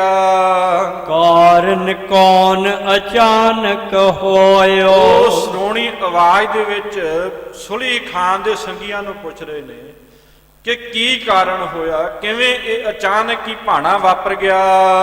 ਮਿਹਰਬਾਨ ਕੇ ਸਹਿਤ ਪੁਕਾਰੈ, ਜਿੱਥੇ ਆਪ ਦੁਖੀ ਨੇ ਪ੍ਰਿਥੀ ਚੰਦ ਜੀ, ਉੱਥੇ ਉਹ ਆਪਣੇ ਪੁੱਤਰ ਦੇ ਨਾਲ ਉੱਚੀ ਉੱਚੀ ਪੁਕਾਰਾਂ ਕਰ ਰਹੇ ਨੇ ਕਿ ਇਹ ਕੀ ਭਾਣਾ ਵਾਪਰਿਆ ਹੈ। ਅਛੁਰ ਬਿਲੋਚਨ ਤੇ ਗਨ ਡਾਰੈ, ਮਨ ਦੇ ਵਿੱਚ ਬਹੁਤ ਜ਼ਿਆਦਾ ਸ਼ੋਕ ਹੈ ਕਿ ਜਿਹੜਾ ਮੇਰਾ ਮਦਦ ਕਰਨ ਦੇ ਲਈ ਆਇਆ ਸੀ ਉਹ ਮਰ ਗਿਆ। ਇਹ ਸ਼ੋਕ ਦੇ ਸਹਿਤ ਅੱਖਾਂ ਦੇ ਵਿੱਚੋਂ ਬਹੁਤ ਜ਼ਿਆਦੇ ਹੰਝੂ ਵਗਾ ਰਹੇ ਨੇ ਪ੍ਰਿਥੀ ਚੰਦ ਜੀ। ਮਰਿਓ ਕੁਮੌਤ ਸੰਗ ਕੀ ਕਹੈ। ਜਦੋਂ ਇਸ ਤਰੀਕੇ ਦੇ ਨਾਲ ਪ੍ਰਿਥੀ ਚੰਦ ਜੀ ਨੇ ਪੁੱਛਿਆ ਕਿ ਕੀ ਭਾਣਾ ਵਾਪਰਿਆ, ਕਿਵੇਂ ਇਸ ਦੀ ਮੌਤ ਹੋਈ ਹੈ, ਕਿਵੇਂ ਇਹ ਆਵੇ ਦੇ ਵਿੱਚ ਡਿੱਗਿਆ, ਫਿਰ ਉਸ ਸੁਲਹੀ ਖਾਨ ਦੇ ਸੰਗੀ ਕਹਿਣ ਲੱਗੇ ਕਿ ਇਹ ਹੁਣ ਕਮੌਤ ਮਰ ਗਿਆ, ਮਾੜੀ ਮੌਤੇ ਮਰਿਆ ਹੈ। ਜਾ ਖੁਦਾਈ ਜ਼ੋਜ਼ਕ ਲਹੈ। ਉਹ ਮੁਸਲਮਾਨ ਉੱਚੀ ਉੱਚੀ ਪੁਕਾਰਾਂ ਕਰ ਰਹੇ ਨੇ, ਰਜੋਈਆਂ ਕਰ ਰਹੇ ਨੇ, ਜਾ ਖੁਦਾਏ ਜਾ ਖੁਦਾਏ, ਕਿ ਇਹ ਜਿਹੜਾ ਨਾ ਹੁਣ ਸੁਲਹੀ ਖਾਨ ਇਹ ਨਰਕ ਨੂੰ ਜਾਵੇ। ਕਿਉਂਕਿ ਮੁਸਲਮਾਨ ਈਮਾਨ ਦੇ ਅਨੁਸਾਰ, ਮੁਸਲਮ ਧਰਮ ਦੇ ਅਨੁਸਾਰ ਜਿਹੜਾ ਮਨੁੱਖ ਅੱਗ ਦੇ ਵਿੱਚ ਸੜ ਕੇ ਇਸ ਸੰਸਾਰ ਦੇ ਵਿੱਚੋਂ ਦੁਖਸਤ ਹੋਵੇ, ਉਸ ਨੂੰ ਦੋਜ਼ਖ ਦੇ ਵਿੱਚ ਪਿਆ ਮੰਨਦੇ ਨੇ। ਕਹਿੰਦੇ ਨੇ ਕਿ ਉਸ ਨੂੰ ਜੰਨਤ ਨਸੀਬ ਨਹੀਂ ਹੋਵੇਗੀ। ਉਹਨਾਂ ਦੇ ਧਰਮ ਦੇ ਅਨੁਸਾਰ ਕਬਰ ਖੋਦ ਕੇ ਉਸ ਦੇ ਵਿੱਚ ਦਫਨਾਇਆ ਜਾਂਦਾ। ਹੁਣ ਇਹ ਕਹਿ ਰਹੇ ਨੇ ਕਿ ਇਹ ਖੁਦਾਇਆ ਜਾ ਖੁਦਾਇਆ, ਇੱਕ ਮੌਤ ਮਰ ਗਿਆ, ਇਸ ਨੂੰ ਦੋਜ਼ਖ ਦੇ ਵਿੱਚ ਜਾਣਾ ਪਵੇਗਾ। ਦਫਨ ਕਰਨ ਕੋ ਤੁਰਕ ਈਮਾਨ। ਕਹਿ ਰਹੇ ਨੇ ਕਿ ਜਿਹੜਾ ਤੁਰਕਾਂ ਦਾ ਈਮਾਨ ਹੈ, ਸਿਧਾਂਤ ਹੈ, ਉਹ ਮਰ ਗਏ ਜੀਵ ਨੂੰ ਦਫਨ ਕਰਨ ਦਾ ਹੈ। ਜਰਿਓ ਮਰਿਓ ਦੁਖ ਲਹਿ ਮਹਾਨ। ਇਸ ਕਰਕੇ ਇਹ ਜਿਹੜਾ ਸੁਲਹੀ ਖਾਨ ਹੈ ਇਹ ਸੜ ਕੇ ਮਰਿਆ। ਇਸ ਦੀ ਮੌਤ ਸੜਨ ਦੇ ਕਰਕੇ ਹੋਈ ਹੈ ਤੇ ਇਸ ਨੂੰ ਜਾ ਕੇ ਦੋਜ਼ਖ ਦੇ ਵਿੱਚ ਦੁੱਖ ਸਹਿਣੇ ਪੈਣਗੇ। ਬਹੁਰ ਦੁਸ਼ਾਲਾ ਤਿਸ ਪਰ ਡਾਲਾ। ਸਾਰੇ ਇਸ ਤਰੀਕੇ ਦੇ ਨਾਲ ਕੂਕ ਪੁਕਾਰਾਂ ਕਰ ਰਹੇ ਨੇ, ਵਿਰਲਾਪ ਕਰ ਰਹੇ ਨੇ। ਫਿਰ ਕਿਸੇ ਨੇ ਲਿਆ ਕੇ ਦੁਸ਼ਾਲਾ ਇਹ ਸੁਲਹੀ ਖਾਨ ਦੀ ਦੇਹੀ ਦੇ ਉੱਤੇ ਦਿੱਤਾ, ਸਰੀਰ ਦੇ ਉੱਪਰ ਦਿੱਤਾ। ਖਾਟ ਪਾਈ ਕਰ ਬਹਿਰ ਨਿਕਾਲਾ। ਇੱਕ ਮੰਜੇ ਦੇ ਉੱਪਰ, ਪਲੰਗੇ ਦੇ ਉੱਪਰ ਪਾ ਕੇ ਇਸ ਦੇ ਸੜੇ ਹੋਏ ਸਰੀਰ ਨੂੰ, ਪਿੰਜਰ ਨੂੰ ਉਹਨਾਂ ਆਵਿਆਂ ਦੇ ਵਿੱਚੋਂ ਬਾਹਰ ਕੱਢਿਆ ਗਿਆ। ਕਬਰ ਖੋਦ ਕਰ ਤਹਿ ਦਫਨਾਇਓ। ਫਿਰ ਇਸ ਸੁਲਹੀ ਖਾਨ ਦੇ ਬਚੇ ਹੋਏ ਪਿੰਜਰ ਨੂੰ ਇੱਕ ਕਬਰ ਖੋਦ ਕੇ ਉਸ ਕਬਰ ਦੇ ਵਿੱਚ ਦਫਨਾਇਆ ਗਿਆ। ਸਭ ਮਹਿ ਸ਼ੋਕ ਅਧਿਕ ਬਿਦਤਾਇਓ। ਜਿੰਨੇ ਵੀ ਇਸ ਦੇ ਸੰਗੀ ਨੇ, ਸਾਰੇ ਇਸ ਦੇ ਮੁਸਾਹਿਬ ਨੇ, ਸਾਰਿਆਂ ਨੇ ਬੜਾ ਸ਼ੋਕ ਉਸ ਵੇਲੇ ਪ੍ਰਗਟ ਕੀਤਾ ਕਿ ਸਾਡਾ ਪਿਆਰਾ ਚਲਾ ਗਿਆ ਇਸ ਸੰਸਾਰ ਦੇ ਵਿੱਚੋਂ। ਜਥਾ ਪੁੱਤਰ ਭਰਾਤਾ ਹਿਤਕਾਰੀ। ਜਿਵੇਂ ਇੱਕ ਪੁੱਤਰ ਭਰਾਤਾ ਤੇ ਪ੍ਰੇਮ ਕਰਨ ਵਾਲੇ, ਜਿਵੇਂ ਕਿਸੇ ਦਾ ਪਿਤਾ ਚੜ੍ਹਾਈ ਕਰ ਜਾਵੇ ਉਸ ਦਾ ਪੁੱਤਰ, ਤੇ ਜਿਵੇਂ ਕਿਸੇ ਦਾ ਭਰਾ ਚੜ੍ਹਾਈ ਕਰ ਜਾਵੇ ਤੇ ਉਸ ਦਾ ਭਰਾ, ਤੇ ਹੋਰ ਜਿੰਨੇ ਸਕੇ ਸੰਬੰਧੀ ਹਨ ਸਾਰੇ ਹੀ। ਮਰੇ ਹੋਤ ਸ਼ੋਕਤ ਦੁਖ ਭਾਰੀ। ਜਦੋਂ ਮਨੁੱਖ ਮਰ ਜਾਵੇ ਇਹ ਸਾਰੇ ਵਿਰਲਾਪ ਕਰਦੇ ਨੇ ਕਿ ਸਾਡਾ ਪਿਆਰਾ ਚਲਾ ਗਿਆ। ਪੁੱਤਰ ਆਪਣੇ ਪਿਤਾ ਨੂੰ ਰੋਂਦਾ ਹੈ ਕਿ ਮੈਂ ਹੁਣ ਕੇਸ ਦੀ ਛਾਂ ਹੇਠ, ਕੇਸ ਦੇ ਸਿਰ ਦੇ ਉੱਪਰ ਮੌਜਾ ਕਰਾਂਗਾ। ਭਰਾ ਨੂੰ ਐ ਲੱਗਦਾ ਕਿ ਮੇਰੀ ਇੱਕ ਸੱਜੀ ਬਾਂਹ ਟੁੱਟ ਗਈ ਹੋਵੇ। ਹਿਤਕਾਰੀਆਂ ਨੂੰ ਹੁੰਦਾ ਹੈ ਕਿ ਲੋੜ ਪੈਣ ਤੇ ਸਾਡੇ ਕੰਮ ਆਉਣ ਵਾਲਾ ਇਸ ਸੰਸਾਰ ਦੇ ਵਿੱਚੋਂ ਚਲਾ ਗਿਆ। ਇਸ ਤਰੀਕੇ ਦੇ ਨਾਲ ਜਿਵੇਂ ਸਾਰੇ ਵਿਰਲਾਪ ਕਰਦੇ ਹਨ। ਤਿਮ ਪ੍ਰਿਥੀਏ ਨੇ ਸੰਕਟ ਪਾਵਾ। ਜਿਵੇਂ ਇੱਕ ਪੁੱਤਰ ਨੂੰ ਸ਼ੋਕ ਹੁੰਦਾ ਹੈ, ਭਰਾ ਨੂੰ ਸ਼ੋਕ ਹੁੰਦਾ ਹੈ, ਹਿਤਕਾਰੀ ਨੂੰ ਸ਼ੋਕ ਹੁੰਦਾ ਹੈ, ਉਸ ਤੋਂ ਵੱਧ ਸ਼ੋਕ ਪ੍ਰਿਥੀ ਚੰਦ ਜੀ ਨੂੰ ਹੋਇਆ ਕਿ ਮੇਰਾ ਇੱਕ ਪਿਆਰਾ ਇਸ ਸੰਸਾਰ ਦੇ ਵਿੱਚੋਂ ਸੁਲਹੀ ਖਾਨ ਚਲਾ ਗਿਆ। ਚਿਤਵੈ ਮੁਝ ਕਲੰਕ ਇਹ ਆਵਾ। ਤੇ ਨਾਲ ਹੀ ਮਨ ਦੇ ਵਿੱਚ ਇਹ ਗਿਣਤੀਆਂ ਮਿਣਤੀਆਂ ਕਰ ਰਹੇ ਨੇ, ਵਿਚਾਰਾਂ ਕਰ ਰਹੇ ਨੇ ਕਿ ਇਹ ਸੁਲਹੀ ਖਾਨ ਦੇ ਮਰਨ ਦਾ ਜਿਹੜਾ ਇਹ ਆ ਕੇ ਮੇਰੇ ਨਗਰ ਦੇ ਵਿੱਚ ਮਰ ਗਿਆ ਨਾ, ਇਸ ਦੀ ਮੌਤ ਦਾ ਕਲੰਕ ਹੁਣ ਮੇਰੇ ਸਿਰ ਦੇ ਉੱਪਰ ਆ ਪਿਆ ਹੈ। ਸੁਲਹੀ ਸੁਤ ਰੁਦ ਅੰਤ ਪੁਕਾਰਾ। ਇਧਰ ਪ੍ਰਿਥੀ ਚੰਦ ਜੀ ਆਪਣੇ ਮਨ ਦੇ ਵਿੱਚ ਵਿਚਾਰਾਂ ਕਰ ਰਹੇ ਨੇ ਕਿ ਸਾਰਾ ਇਲਜ਼ਾਮ ਮੇਰੇ ਮਨ ਦੇ ਵਿੱਚ, ਮੇਰੇ ਉੱਪਰ ਆਵੇਗਾ, ਮੇਰੇ ਸਿਰ ਦੇ ਉੱਪਰ ਆਵੇਗਾ। ਉਧਰ ਸੁਲਹੀ ਖਾਨ ਦਾ ਜਿਹੜਾ ਸੁਪੁੱਤਰ ਹੈ, ਪੁੱਤ ਹੈ, ਉਹ ਬਹੁਤ ਉੱਚੀ ਉੱਚੀ ਰੋ ਰਿਹਾ ਹੈ। ਪ੍ਰਿਥੀਏ ਨੇ ਪਿਤ ਜਾਰਤ ਮਾਰਾ। ਉੱਚੀ ਉੱਚੀ ਰੋ ਕੇ ਪੁਕਾਰਾਂ ਕਰ ਰਿਹਾ ਕਿ ਪ੍ਰਿਥੀ ਚੰਦ ਨੇ ਮੇਰੇ ਪਿਤਾ ਨੂੰ ਮਾਰ ਦਿੱਤਾ ਹੈ, ਸਾੜ ਕੇ। ਭਲੋ ਸਖਾਪਨ ਕੋ ਫਲ ਦੀਨਾ। ਕਹਿ ਰਿਹਾ ਕਿ ਅਸੀਂ ਤਾਂ ਇਸ ਪ੍ਰਿਥੀ ਖਾਨ ਦੀ ਮਦਦ ਕਰਨ ਦੇ ਲਈ ਆਏ ਸੀ। ਇਸ ਨੂੰ ਗੁਰਤਾ ਗੱਦੀ ਦੇ ਉੱਪਰ ਬਿਠਾਉਣ ਦੇ ਲਈ ਆਏ ਸੀ, ਇਹਨਾਂ ਦੇ ਭਰਾਤਾਂ ਨੂੰ ਫੜਨ ਦੇ ਲਈ ਆਏ ਸੀ। ਇਹ ਸਾਡੇ ਸਖਾਪਨ ਦਾ ਫਲ ਇਹਨਾਂ ਨੇ ਸਾਨੂੰ ਇਹ ਦਿੱਤਾ ਹੈ ਕਿ ਪ੍ਰਿਥੀ ਚੰਦ ਨੇ ਮੇਰੇ ਪਿਤਾ ਸੁਲੀ ਖਾਨ ਨੂੰ ਸਾੜ ਕੇ ਹੀ ਮਾਰ ਦਿੱਤਾ ਹੈ। ਮੈਂ ਅਬ ਚਾਹਾਂ ਤੋਹੇ ਸੰਗ ਕੀਨਾ। ਫਿਰ ਉਸ ਨੇ ਉੱਚੀ ਆਵਾਜ਼ ਦੇ ਵਿੱਚ ਕਿਹਾ ਕਿ ਪ੍ਰਿਥੀ ਚੰਦ ਸਾਵਧਾਨ ਹੋ ਜਾ, ਜਿਵੇਂ ਤੂੰ ਮੇਰੇ ਪਿਤਾ ਦੇ ਨਾਲ ਕੀਤਾ ਮੈਂ ਵੀ ਇਸੇ ਤਰ੍ਹਾਂ ਤੇਰੇ ਨਾਲ ਵੈਰ ਕਮਾਵਾਂਗਾ। ਛਲ ਕਰ ਜਾਰਿਓ ਅਗਨ ਪਖਾਏ। ਬੜੇ ਛਲ ਦੇ ਨਾਲ, ਫਰੇਬ ਦੇ ਨਾਲ, ਧੋਖੇ ਦੇ ਨਾਲ ਤੂੰ ਮੇਰੇ ਪਿਤਾ ਨੂੰ ਸਾੜਿਆ ਹੈ ਅੱਗ ਦੇ ਵਿੱਚ। ਸ਼ਾਦ ਸ਼ਾਰ ਚੜਵਾਏ ਪਚਾਏ। ਕਿ ਉਸ ਪਚਾਵੇ ਦੇ ਉੱਪਰ, ਆਵੇ ਦੇ ਉੱਪਰ ਸਵਾਹ ਦੇ ਨਾਲ ਢੱਕ ਕੇ ਤੂੰ ਮੇਰੇ ਪਿਤਾ ਨੂੰ ਧੋਖੇ ਦੇ ਨਾਲ ਉਸ ਆਵੇ ਵੱਲ ਭੇਜਿਆ ਸੀ। ਮੈਂ ਕਿਆ ਤੋਹੇ ਕਪਟ ਨਹਿ ਜਾਨੋ। ਪ੍ਰਿਥੀ ਚੰਦ, ਕੀ ਮੈਂ ਤੇਰਾ ਇਹ ਕਪਟ ਨਹੀਂ ਜਾਣਦਾ? ਜੋ ਤੂੰ ਮੇਰੇ ਪਿਤਾ ਦੇ ਨਾਲ ਕੀਤਾ ਹੈ, ਧੋਖਾ ਕੀਤਾ ਹੈ, ਧੋਖੇ ਦੇ ਨਾਲ ਛਲਾਵੇ ਦੇ ਵਿੱਚ ਲੈ ਕੇ ਤੂੰ ਮੇਰੇ ਪਿਤਾ ਨੂੰ ਮਾਰ ਦਿੱਤਾ। ਮੈਂ ਅਣਜਾਣ ਨਹੀਂ ਆ, ਤੂੰ ਮੇਰੇ ਪਿਤਾ ਨੂੰ ਧੋਖੇ ਦੇ ਨਾਲ ਮਾਰਿਆ ਤੇ ਮੈਂ ਤੇਰੇ ਇਸ ਕਪਟ ਨੂੰ ਜਾਣ ਗਿਆ ਹਾਂ। ਇਸ ਕੋ ਪਲਟਾ ਤਿਸ ਬਿਦ ਠਾਨੋ। ਤੇ ਇਸ ਗੱਲ ਦਾ ਪਲਟਾ, ਜਿਹੜਾ ਤੂੰ ਮੇਰੇ ਪਿਤਾ ਨੂੰ ਸਾੜ ਕੇ ਮਾਰਿਆ ਨਾ, ਇਸ ਗੱਲ ਦਾ ਬਦਲਾ ਹੁਣ ਮੈਂ ਤੈਨੂੰ ਮਾਰ ਕੇ ਲਵਾਂਗਾ। ਇਤਿਆਦਿਕ ਸੁਨ ਪ੍ਰਿਥੀਆ ਡਰਿਓ। ਸੁਲਹੀ ਖਾਨ ਦੇ ਮੁੰਡੇ ਦੇ ਪੁੱਤਰ ਦੇ ਜਿਹੜੇ ਗੁੱਸੇ ਵਾਲੇ ਜਿਹੜੇ ਬਚਨ ਸੁਣ ਕੇ ਪ੍ਰਿਥੀ ਚੰਦ ਜੀ ਆਪਣੇ ਮਨ ਦੇ ਵਿੱਚ ਬਹੁਤ ਜ਼ਿਆਦਾ ਡਰ ਗਏ। ਚਹਿ ਹਿਰਦੈ ਤਿਸ ਹਰਖਨ ਕਰਿਓ। ਉਸ ਮੁੰਡੇ ਦੀਆਂ ਗੱਲਾਂ ਸੁਣ ਕੇ ਸੁਲਹੀ ਖਾਨ ਦੇ ਆਪਣੇ ਮਨ ਦੇ ਵਿੱਚ ਡਰੇ ਹੋਏ ਹੁਣ ਉਸ ਸੁਲਹੀ ਖਾਨ ਦੇ ਪੁੱਤਰ ਨੂੰ ਖੁਸ਼ ਕਰਨਾ ਚਾਹੁੰਦੇ ਕਿ ਕਿਸੇ ਨਾ ਕਿਸੇ ਤਰੀਕੇ ਮੈਂ ਇਸ ਨੂੰ ਪਰਚਾ ਲਵਾਂ ਕਿ ਇਹ ਮੇਰੇ ਉੱਪਰ ਹਮਲਾ ਨਾ ਕਰ ਦਵੇ, ਮੈਨੂੰ ਹੀ ਨਾ ਮਾਰ ਦਵੇ। ਕਰ ਕੋ ਜੋਰਤ ਬਿਨੈ ਬਖਾਨੈ। ਉਸੇ ਵੇਲੇ ਹੱਥ ਜੋੜ ਲਏ ਪ੍ਰਿਥੀ ਚੰਦ ਜੀ ਨੇ। ਵੇਖੋ ਨਾ ਜੀ, ਬਣਨਾ ਤੇ ਗੁਰੂ ਸਾਹਿਬ ਚਾਹੁੰਦੇ ਨੇ ਕਿ ਮੈਂ ਗੁਰਤਾ ਗੱਦੀ ਦੇ ਅਧਿਕਾਰੀ ਹਾਂ, ਪਰ ਮੌਤ ਤੋਂ ਡਰਦੇ ਨੇ। ਹਕੂਮਤ ਦਾ ਆਸਰਾ ਲੈ ਕੇ ਗੁਰਤਾ ਗੱਦੀ ਦੇ ਉੱਪਰ ਬਿਰਾਜਮਾਨ ਹੋਣਾ ਚਾਹੁੰਦੇ ਨੇ, ਪਰ ਹੁਣ ਉਸੇ ਹਕੂਮਤ ਦੇ ਅੱਗੇ ਹੱਥ ਜੋੜੀ ਖੜੇ ਨੇ। ਹਕੂਮਤ ਵੀ ਆਪ ਬਾਦਸ਼ਾਹ ਨਹੀਂ, ਉਸ ਹਕੂਮਤ ਦੇ ਇੱਕ ਨਿੱਕੇ ਜਿਹੇ ਪਿਆਦੇ ਦੇ ਅੱਗੇ, ਪਿਆਦਿਆਂ ਦੇ ਅੱਗੇ, ਪੁੱਤਰ ਦੇ ਅੱਗੇ ਹੱਥ ਜੋੜੀ ਖੜੇ ਹਨ ਤੇ ਉਸ ਦੇ ਅੱਗੇ ਹੱਥ ਜੋੜ ਕੇ ਕਹਿ ਰਹੇ ਹਨ, ਬੇਨਤੀਆਂ ਕਰ ਰਹੇ ਹਨ, ਪ੍ਰਿਥੀ ਚੰਦ ਜੀ ਤੁਝ ਤੇ ਅਧਿਕ ਹਿਤੂ ਹਮ ਮਾਨੈ। ਕਹਿਣ ਲੱਗੇ ਕਿ ਪੁੱਤਰ, ਤੇਰੇ ਤੋਂ ਵੱਧ ਜਿਹੜਾ ਹਿਤੂ ਆ ਨਾ, ਵੱਧ ਸਨੇਹੀ ਮੈਂ ਤੇਰੇ ਪਿਤਾ ਨੂੰ ਆਪਣਾ ਮੰਨਦਾ ਸੀ। ਹੋਨਹਾਰ ਕੋ ਲਖੈ ਨ ਕੋਈ। ਪਰ ਜਿਹੜੀ ਗੱਲ ਜਿਹੜੀ ਹੋਣੀ ਵਾਪਰਨੀ ਹੁੰਦੀ ਹੈ ਨਾ, ਉਸ ਨੂੰ ਆਪਾਂ ਕੋਈ ਜਾਣ ਨਹੀਂ ਸਕਦੇ।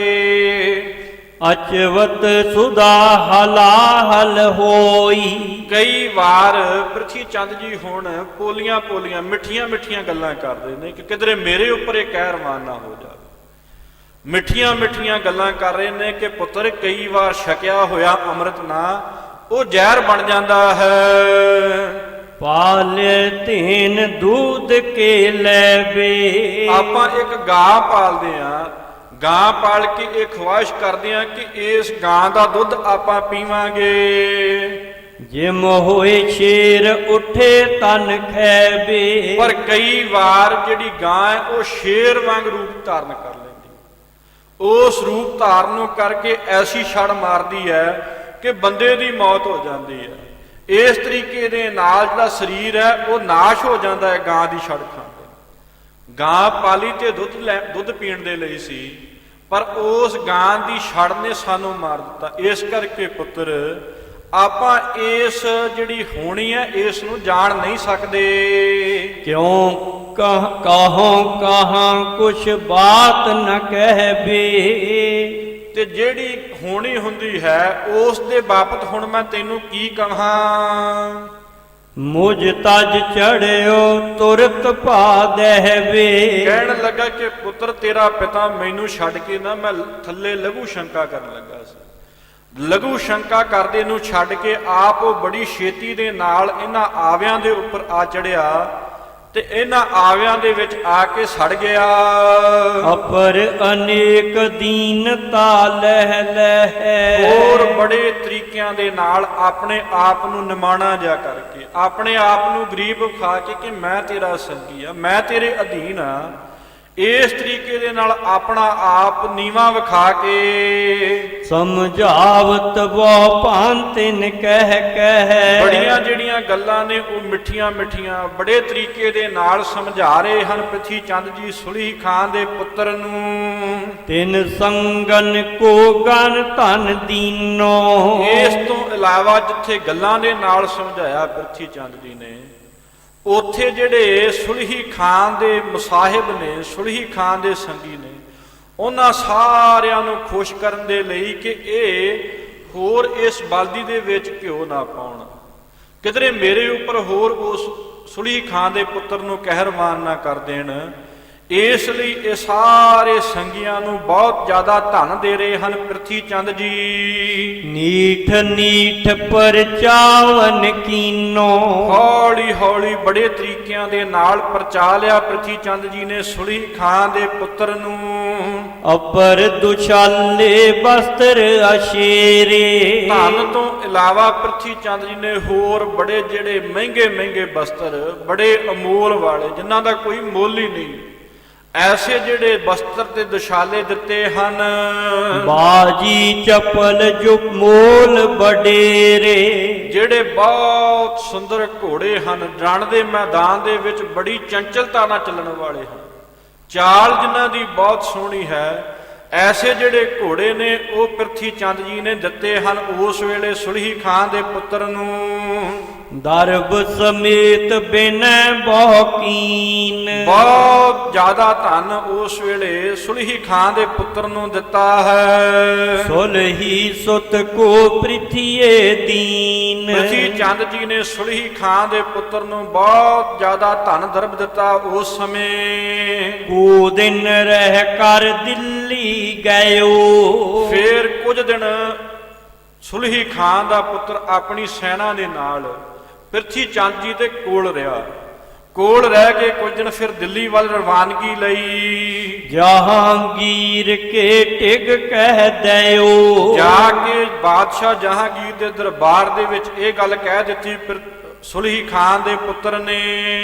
ਜਰਿਓ ਅਚਾਨਕ ਆਵੇ ਜਾਏ। ਜਾ ਕੇ ਕਹਿਣ ਲੱਗਾ ਸੁਲਹੀ ਖਾਨ ਦਾ ਪੁੱਤਰ ਕਿ ਹੇ ਬਾਦਸ਼ਾਹ ਸਲਾਮਤ, ਮੇਰਾ ਪਿਤਾ ਤੂੰ ਮਾਝੇ ਦੀ ਧਰਤੀ ਦੇ ਵੱਲ ਮਾਲ ਪੱਤਾ ਇਕੱਠਾ ਕਰਨ ਦੇ ਲਈ ਭੇਜਿਆ ਸੀ, ਪਰ ਰਸਤੇ ਦੇ ਵਿੱਚ ਅਚਾਨਕ ਇੱਕ ਆਵੇ ਦੇ ਵਿੱਚ ਜਾ ਕੇ ਡਿੱਗਣ ਦੇ ਨਾਲ ਉਸ ਦੀ ਮੌਤ ਹੋ ਗਈ।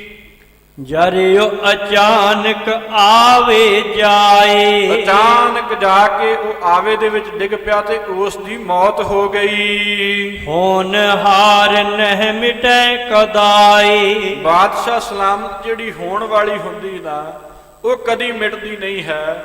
ਇਸ ਤਰੀਕੇ ਦੇ ਨਾਲ ਜਿਹੜਾ ਸੁਲਹੀ ਖਾਨ ਦਾ ਪੁੱਤਰ ਹੈ ਉਹ ਬਾਦਸ਼ਾਹ ਨੂੰ ਸਾਰਾ ਹੀ ਪ੍ਰਸੰਗ ਦੱਸ ਰਿਹਾ ਹੈ, ਬਿਰਤਾਂਤ ਦੱਸ ਰਿਹਾ ਹੈ। ਪ੍ਰਿਥੀਆ ਰਹਿਓ ਬੇਸੂਰਤ ਭਾਰੋ। ਉਧਰ ਸੁਲਹੀ ਖਾਨ ਦੇ ਪੁੱਤਰ ਨੇ ਦਰਬਾਰ ਦੇ ਵਿੱਚ ਜਾ ਕੇ ਸਾਰਾ ਹਾਲ ਦੱਸਿਆ ਹੈ ਕਿ ਇਸ ਤਰੀਕੇ ਦੇ ਨਾਲ ਮੇਰੇ ਪਿਤਾ ਨਾਲ ਹੋਈ ਹੈ। ਇਧਰ ਪ੍ਰਿਥੀ ਚੰਦ ਜੀ ਆਪਣੇ ਮਨ ਦੇ ਵਿੱਚ ਬਹੁਤ ਜ਼ਿਆਦਾ ਝੂਰ ਰਹੇ ਨੇ, ਮਨ ਨੂੰ ਵਾਰ-ਵਾਰ ਪਛਤਾਵਾ ਹੋ ਰਿਹਾ ਹੈ ਕਿ ਇਹ ਮੇਰੇ ਮਿੱਤਰ ਦੇ ਨਾਲ ਕੀ ਹੋ ਗਿਆ ਹੈ। ਸ਼੍ਰੀ ਅਰਜਨ ਸਰਾਪਿਓ ਤਨ ਜਾਰੋ। ਕਵੀ ਰਾਜ ਭਾਈ ਸੰਤੋਖ ਸਿੰਘ ਜੀ ਕਹਿ ਰਹੇ ਨੇ ਕਿ ਸੰਗਤ ਜੀ, ਧੰਨ ਸ਼੍ਰੀ ਗੁਰੂ ਅਰਜਨ ਦੇਵ ਸਾਹਿਬ ਜੀ ਮਹਾਰਾਜ ਜੀ ਦੇ ਸ਼੍ਰੀ ਕੰਠ ਤੋਂ ਨਿਕਲੇ ਹੋਏ ਸਹਿਜ ਸੁਭਾਏ ਬਚਨ, ਉਹਨਾਂ ਬਚਨਾਂ ਦੇ ਸਦਕਾ ਸੁਲਹੀ ਖਾਨ ਦਾ ਜਿਹੜਾ ਸਰੀਰ ਹੈ ਉਹ ਸੜ ਗਿਆ। ਕੈਸੇ ਬਚੈ ਜੋ ਦੁਖੀ ਗੁਰ ਕੋ। ਉਹ ਕਿਵੇਂ ਬਚਣਗੇ ਜਿਹੜੇ ਗੁਰੂ ਘਰ ਦੇ ਦੁਖੀ ਨੇ। ਕੌਣ ਬਚਾਏ ਹਤਿਓ ਸੋ ਧੁਰ ਕੋ। ਜਿਹੜੇ ਧੁਰ ਤੋਂ ਹੀ ਸਹਿਜ ਸੁਭਾਏ ਕੀਤੇ ਹੋਏ ਪਰਮੇਸ਼ਰ ਦੇ ਬਚਨਾਂ ਦੇ ਨਾਲ, ਪਰਮੇਸ਼ਰ ਰੂਪ ਨੇ ਨਾ ਧੰਨ ਸ਼੍ਰੀ ਗੁਰੂ ਅਰਜਨ ਦੇਵ ਸਾਹਿਬ ਜੀ ਮਹਾਰਾਜ, ਧੁਰ ਦੇ ਬਚਨਾਂ ਦੇ ਜਿਹੜੇ ਮਾਰੇ ਹੋਏ ਹੋਣ ਉਹ ਕਿਵੇਂ ਬਚ ਸਕਦੇ ਹਨ। ਸ਼ਰਾਪ ਦਿਓ ਗੁਰ ਸ਼ਬਦ ਬਣਾਏ। ਜਿਹੜੇ ਬਚਨ ਸਤਿਗੁਰੂ ਜੀ ਨੇ ਸਹਿਜ ਸੁਭਾ ਆਪਣੇ ਮੁਖ ਤੋਂ ਕਹੇ ਸਨ, ਉਹ ਜਿਹੜਾ ਸ਼ਬਦ ਹੈ ਹੁਣ ਸੋ ਮੈਂ ਲਿਖਿਓ ਬਨੈ ਇਸ ਥਾਈ। ਕਵੀ ਰਾਜ ਭਾਈ ਸੰਤੋਖ ਸਿੰਘ ਜੀ ਕਹਿ ਰਹੇ ਨੇ ਕਿ ਖਾਲਸਾ ਜੀ, ਉਸ ਵੇਲੇ ਜਦੋਂ ਸੁਲਹੀ ਖਾਨ ਮਰ ਗਿਆ, ਸੁਲਹੀ ਖਾਨ ਦਾ ਨਾਸ਼ ਹੋ ਗਿਆ, ਸਤਿਗੁਰੂ ਜੀ ਨੇ ਆਪਣੇ ਸ਼੍ਰੀ ਕੰਠ ਤੋਂ ਜਿਹੜਾ ਸ਼ਬਦ ਉਚਾਰਨ ਕੀਤਾ ਸੀ ਨਾ, ਉਹ ਹੁਣ ਇਸ ਸਮੇਂ ਮੈਂ ਕਥਾ ਦੇ ਪ੍ਰਸੰਗ ਦੇ ਵਿੱਚ ਲਿਖ ਰਿਹਾ ਹਾਂ, ਤੇ ਇੱਥੇ ਹੀ ਇਸ ਜਿਹੜਾ ਸ਼ਬਦ ਹੈ ਲਿਖਣਾ ਬਣ ਆਉਂਦਾ ਹੈ। ਸ਼੍ਰੀ ਮੁਖ ਵਾਕ ਬਿਲਾਵਲ ਮਹੱਲਾ ਪੰਜਵਾ। ਬਿਲਾਵਲ ਰਾਗ ਦੇ ਵਿੱਚ ਪੰਚਮ ਗੁਰਦੇਵ ਜੀ ਫਰਮਾਨ ਕਰ ਰਹੇ ਹਨ, ਸੁਲਹੀ ਤੇ ਨਾਰਾਇਣ ਰਾਗ। ਸਤਿਗੁਰੂ ਜੀ ਫਰਮਾਨ ਕਰਦੇ ਹਨ ਕਿ ਸੁਲਹੀ ਤੋਂ ਨਾਰਾਇਣ ਰਾਗ, ਸੁਲਹੀ ਤੇ ਨਾਰਾਇਣ ਰਾਗ, ਕਿ ਜਿਹੜਾ ਸੁਲਹੀ ਖਾਨ ਚੜ ਕੇ ਆਇਆ ਸੀ ਉਸ ਤੋਂ ਰੱਖਿਆ ਪਰਮੇਸ਼ਰ ਨੇ ਕੀਤੀ ਹੈ। ਸੁਲਹੀ ਕਾ ਹਾਥ ਕਹੀਂ ਨ ਪਹੁੰਚੈ, ਸੁਲਹੀ ਹੋਏ ਮੂਆ ਨਾ ਪਾਕ। ਜਿਹੜੇ ਜ਼ਾਲਮ ਖੂਨੀ ਹੱਥ ਲੈ ਕੇ ਸੁਲਹੀ ਖਾਨ ਚੜ ਕੇ ਆਇਆ ਸੀ ਕਿ ਮੈਂ ਜਾ ਕੇ ਸ੍ਰੀ ਗੁਰੂ ਅਰਜਨ ਦੇਵ ਸਾਹਿਬ ਜੀ ਮਹਾਰਾਜ ਜੀ ਨੂੰ ਫੜ ਲਵਾਂਗਾ, ਫੜ ਕੇ ਕੁਝ ਦਿਨ ਰੱਖ ਕੇ ਉਹਨਾਂ ਨੂੰ ਸ਼ਹੀਦ ਕਰ ਦੇਵਾਂਗਾ, ਐਸੇ ਮਨਸੂਬੇ ਜਿਹੜੇ ਲੈ ਕੇ ਆਇਆ ਸੀ ਸੁਲਹੀ ਖਾਨ, ਉਸ ਦੇ ਜ਼ਾਲਮ ਹੱਥਾਂ ਦੇ ਵਿੱਚ ਕੁਝ ਵੀ ਨਾ ਪਹੁੰਚਿਆ।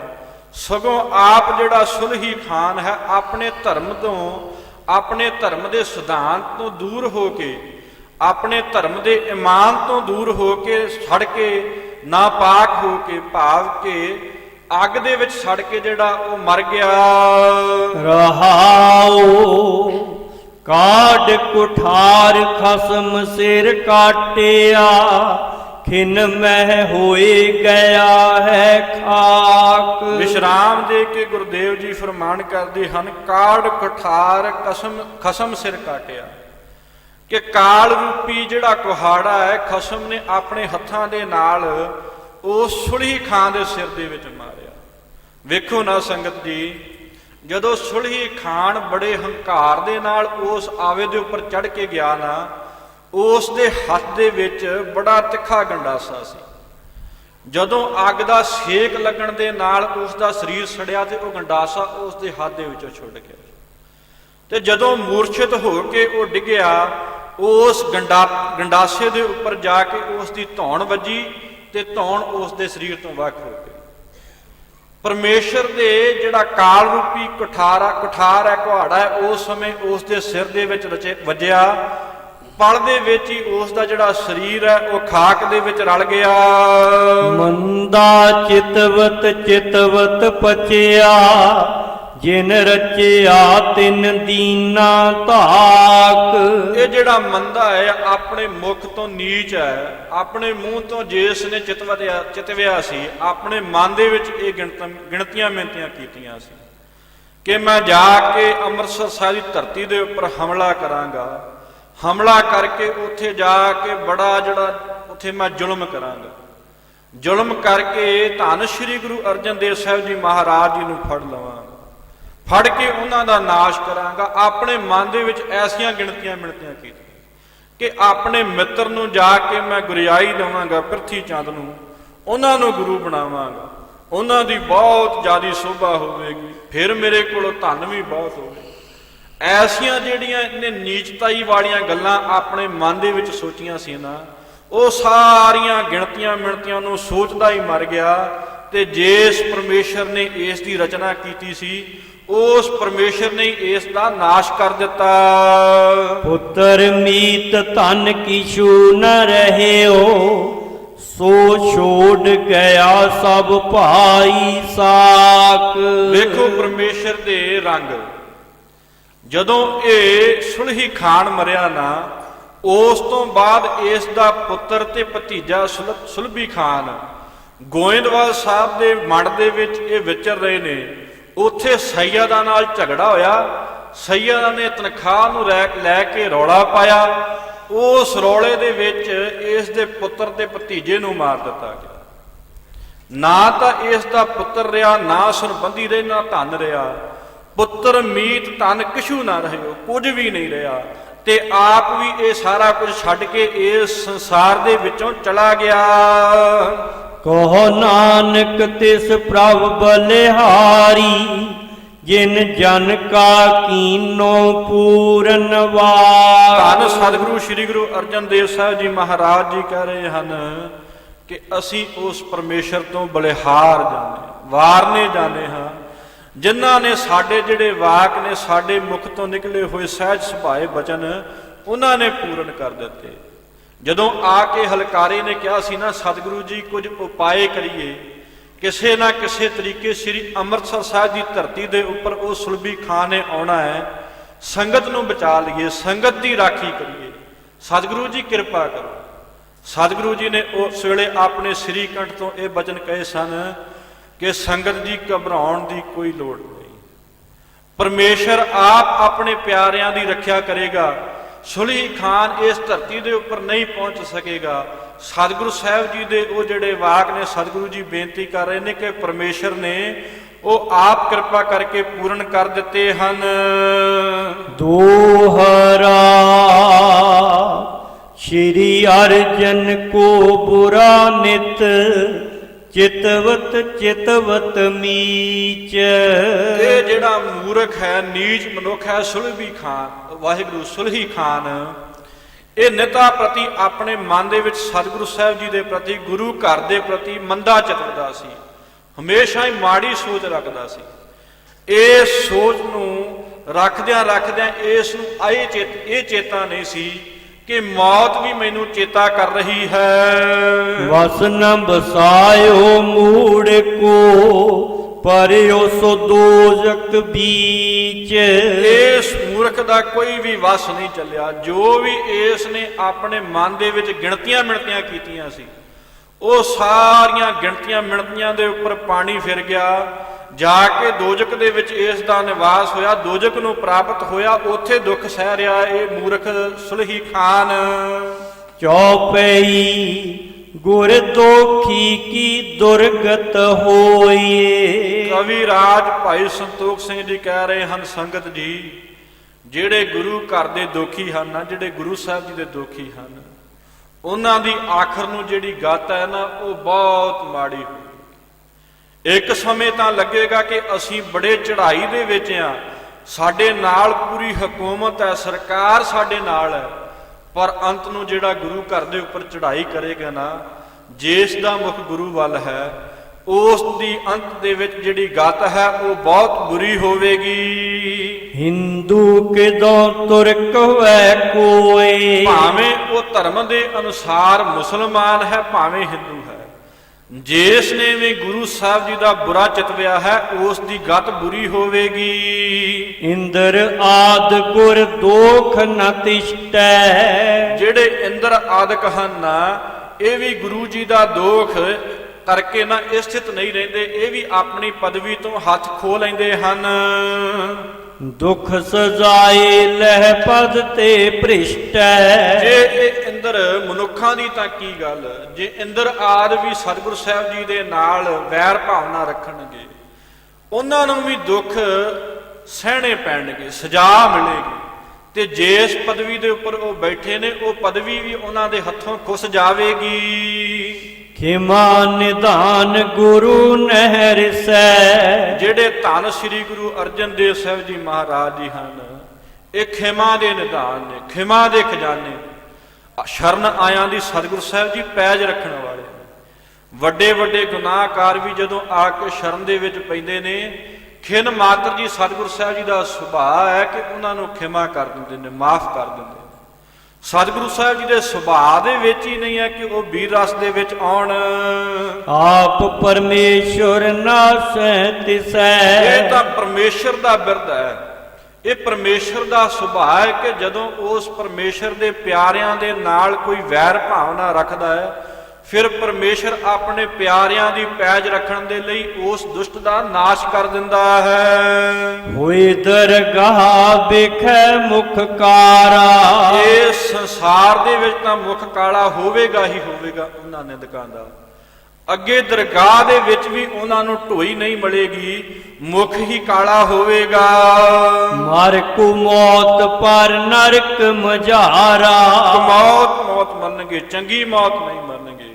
ਤੇ ਜਾ ਕੇ ਨਰਕਾਂ ਦੇ ਵਿੱਚ ਪੈਣਗੇ। ਸਭ ਪੁੰਨਨ ਕੋ ਹੋਏ ਬਿਨਾਸ਼ੀ। ਜੇ ਕਿਧਰੇ ਉਹਨਾਂ ਨੇ ਕੋਈ ਪੁੰਨ ਕਰਮ ਵੀ ਕੀਤੇ ਹੋਏ ਨਾ, ਗੁਰੂ ਘਰ ਦੇ ਨਾਲ ਵੈਰ ਭਾਵਨਾ ਰੱਖਣ ਦੇ ਨਾਲ, ਗੁਰੂ ਘਰ ਦੇ ਉੱਪਰ ਮਾੜੀ ਦ੍ਰਿਸ਼ਟੀ ਰੱਖਣ ਕਰਕੇ ਉਹਨਾਂ ਦੇ ਕੀਤੇ ਹੋਏ ਪਾਪ ਵਾਹਿਗੁਰੂ ਪੁੰਨ ਉਹ ਵੀ ਨਾਸ਼ ਹੋ ਜਾਣਗੇ। ਜਨਮਹਿ ਮਰੈ ਪਰ ਜਮ ਫਾਸੀ। ਜੰਮਣਗੇ ਮਰਨਗੇ ਇਸ ਤਰ੍ਹਾਂ ਗੇੜਾਂ ਦੇ ਵਿੱਚ ਪੈ ਜਾਣਗੇ, ਵਾਰ-ਵਾਰ ਜੰਮਣਗੇ ਵਾਰ-ਵਾਰ ਮਰਨਗੇ ਤੇ ਜਮਾਂ ਦੇ ਫਾਹੀ ਵਿੱਚ ਫਸ ਜਾਣਗੇ।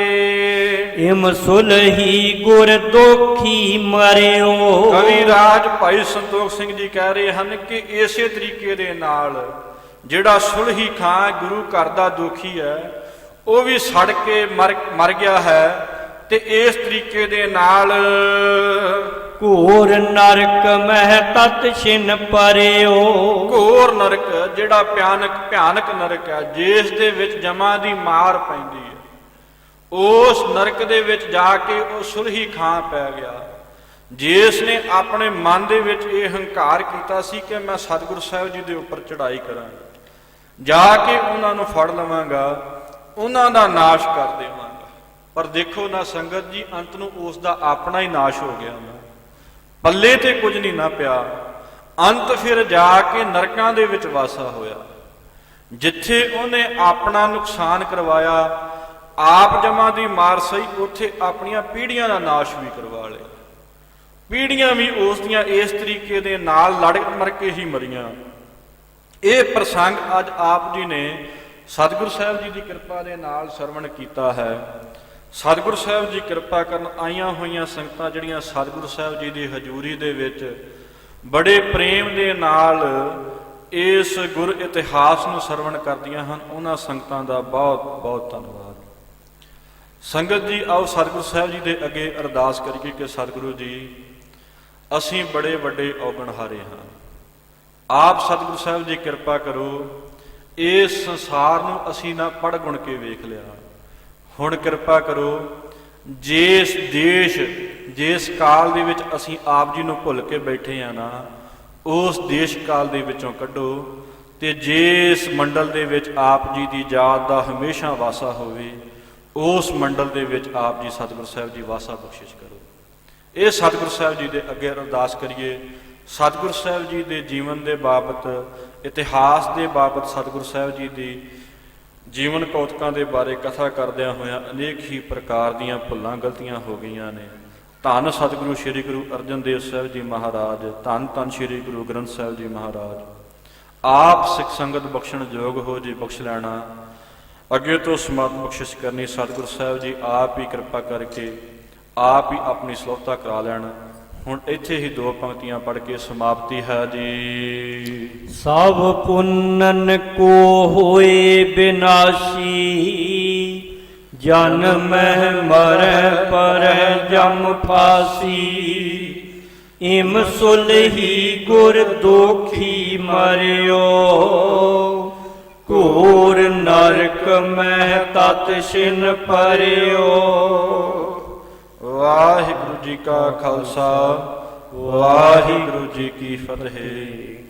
ਹੇ ਅਚੁੱਤ, ਹੇ ਪਾਰ ਬ੍ਰਹਮ ਅਬਨਾਸੀ ਅਗਨਾਸ। ਹੇ ਪੂਰਨ, ਹੇ ਸਰਬ ਮੈਂ ਦੁਖ ਭੰਜਨ ਗੁਣਤਾਸ। ਹੇ ਸੰਗੀ, ਹੇ ਨਿਰੰਕਾਰ, ਹੇ ਨਿਰਗੁਣ ਸਭ ਟੇਕ। ਹੇ ਗੋਬਿੰਦ, ਹੇ ਗੁਣ ਨਿਧਾਨ, ਜਾ ਕੈ ਸਦਾ ਵਿਵੇਕ। ਹੇ ਅਪਰੰਪਰ ਹਰ ਹਰੀ, ਹੈ ਪੀ ਹੋਵਨ ਹਾਰ। ਹੇ ਸੰਤਹਿ ਕੈ ਸਦਾ ਸੰਗ, ਨਿਧਾਰਾ ਆਧਾਰ। ਹੇ ਠਾਕੁਰ ਹਉ ਦਾਸਰੋ, ਮੈਂ ਨਿਰਗੁਣ ਗੁਣ ਨਹੀਂ ਕੋਇ। ਨਾਨਕ ਦੀਜੈ ਨਾਮ ਦਾਨ, ਰਾਖੋ ਹੀਐ ਪਰੋਇ। ਆਏ ਪ੍ਰਭ ਸਰਨਾਗਤੀ, ਕਿਰਪਾ ਨਿਤ ਦਇਆਲ। ਏਕ ਅਖਰ ਹਰ ਮਨ ਬਸਤ, ਨਾਨਕ ਹੋਤ ਨਿਹਾਲ। ਵਾਹਿਗੁਰੂ ਨਾਮ ਜਹਾਜ ਹੈ, ਚੜ੍ਹੇ ਸੋ ਤਰੇ ਪਾਰ। ਜੋ ਸ਼ਰਧਾ ਕਰ ਸੇਵੰਦੇ, ਗੁਰ ਪਾਰ ਉਤਾਰਨ ਹਾਰ। ਜੋ ਸ਼ਰਧਾ ਕਰ ਸੇਵੰਦੇ, ਗੁਰ ਪਾਰ ਉਤਾਰਨ ਹਾਰ। ਵਾਹਿਗੁਰੂ ਜੀ ਕਾ ਖਾਲਸਾ, ਵਾਹਿਗੁਰੂ ਜੀ ਕੀ ਫਤਿਹ।